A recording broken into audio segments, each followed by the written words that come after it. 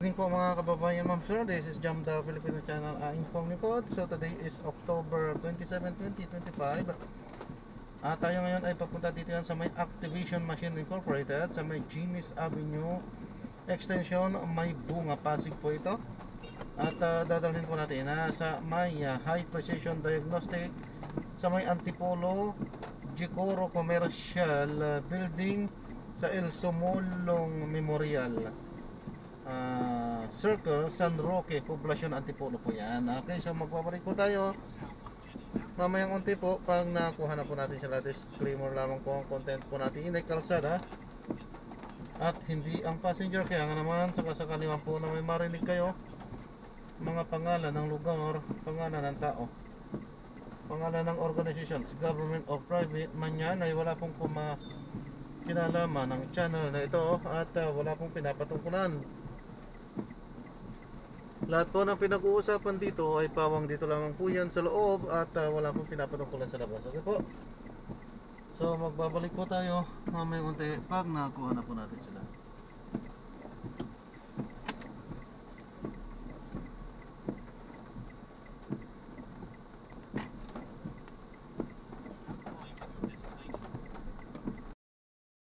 Pinapasok sa loob kasi nga umuulan din naman. At isang makati pa rin ang paglilinis sa 2026 budget ng kagawaran, hinihingi nila Senador Dante Marcoleta at Loren Legarda sa DPWH ang datos sa mga pondong nakalaan sa mga kongresista, mapagsipito man o party list. Ito'y matapos ipinaliwanag sa investigasyon ng Blue Ribbon Committee na may inilalang allocable at leadership fund sa mga kongresista para hindi na nila umanong magagalaw ang original na panukalang budget ng eksekutibo. Nag-average po ng 1 billion ang regular district representative. Average lang po yun, pero mas mataas. Ang party list po ay 150 million, masaya na po sila. Pagka yung malalaking party list po na contractor talaga, yun lang ang pagsikapan ninyong itotal.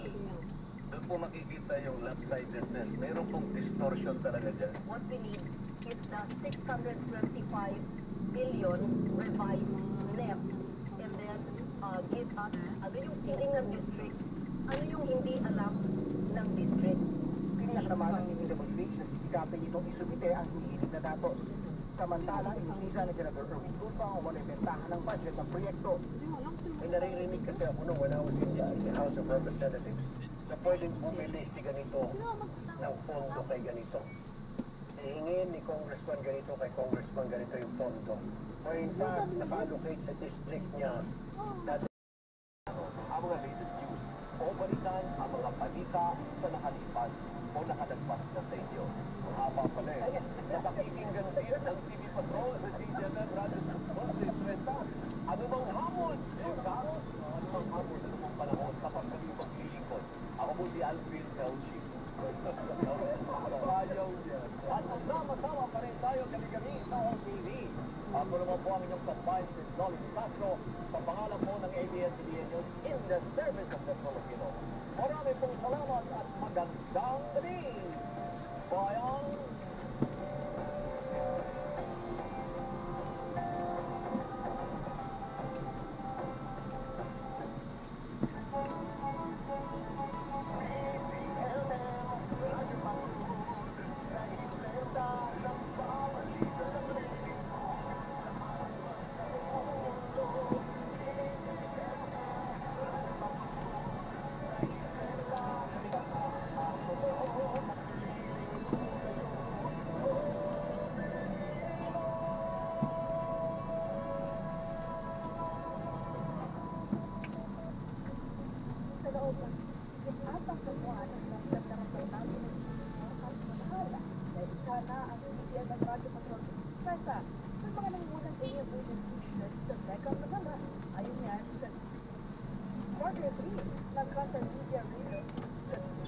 ang DCM ng Radio Patrol sa Istrenta at DCM ang Teleradyo, mapagkakatiwalaan at pagkatiwalaan.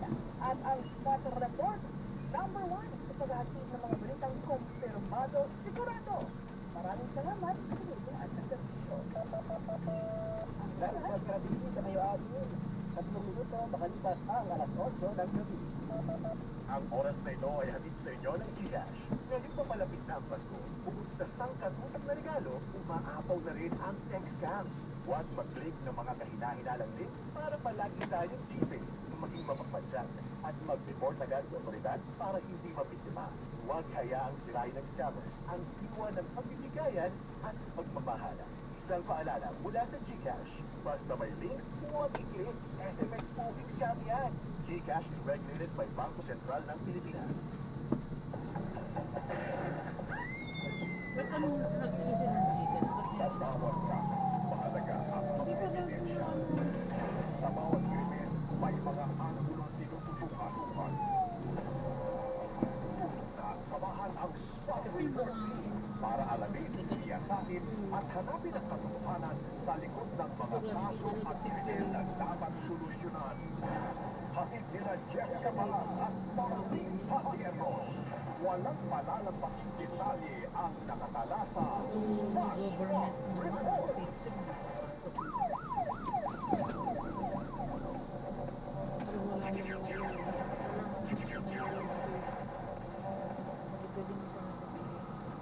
Spot Report. Spot Report sa TCNN. Magandang gabi mga kasarbis at kapamilya. Monday na naman. Maulang gabi. Atana? Maulang gabi. Maulang gabi. At ngayon po ay official pumasok ang amihan season partner. Pakalamig na po. Extreme Northern Report. Iwasan ko ang tuyo at maraming lahat. Kaya ka ba nakajacket ngayon, partner? Oo Ako nakalimutan ko mag-jacket pero nag-long-sleeve naman ako. Kaso, nakalimutan ko magdala ng payong at mag-raincoat. Maulan po ngayong gabi. Maganda na pag-asa kaninang advisory nila sa 5 p.m. ay meron pong thunderstorm na bisiral dito sa Metro Manila. At yan din sa mga kalapit na lalawigan. Kaya magdala ko ng payong moderate to heavy rain po ang aasahan natin. Yes, ingat-ingat po kayo dyan at parang po doon sa mga nagmamaneho. Hindi maiwasang magmaneho, ingat-ingat po sa kalsada dahil madulas po ang daanan, dumis na ang mga pagbuhay. Wow, parang? Wow! Sana all! Ay, ngayon po ay October... Sana all speakers or sana ano yan? Ngayon po ay October 27, 2025! Araw ng Lunes. Ako po si Marlene Padiernos. Good evening, ako po si Mayor Shelly. From Spot Report! Kasama dito kami mula alas 8 ng gabi hanggang alas 9 ng gabi. Ano po ka ng partner? Nasaan ka? Kanina, galing pa sa bahay eh. Kasama ka? Oo, nasulaya ka.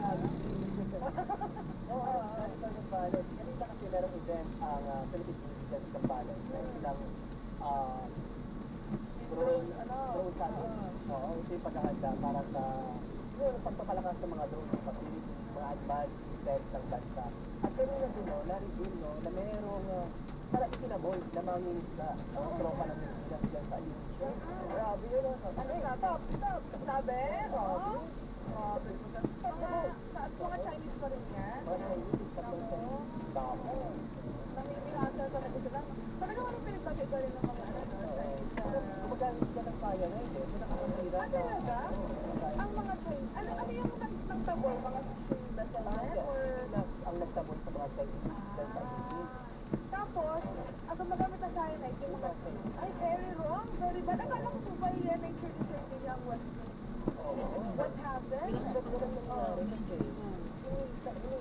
Pati ba ng mga sundalo natin, mga kailidad dyan sa immigration, hanggang makalabas sila sa bakura. Diba? Kung mo yung katapangan ng ating mga Pilipino mga isda sa kabila po ng mga sunod-sunod na pagpuli at karasa na ginagawa ng mga correct!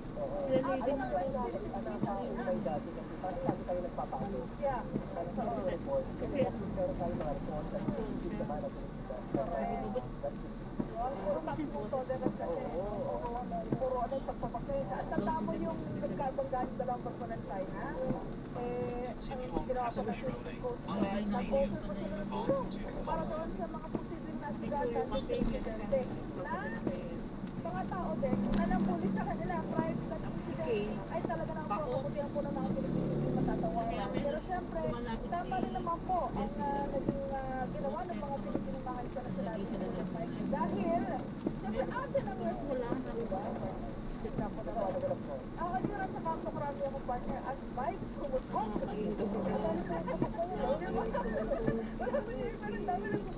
Pumunta ka lang.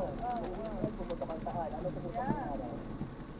Kanya pala yung Cavite. Oh, meron ko usap natin. Cavite. Tama, Sa nagpalabas Alam ko mo ng nga eh. preso ang sabi ko kay Kuya Jim, jefe. sabi mo sa akin mag-align. Nakausap ko tayo Sabi ng niya daw qualification. At sa ano talaga nangyari? Bakit hindi nalabas? At pwede bang magpalabas ng preso? Pag Bakit? Diba? Ay, naku,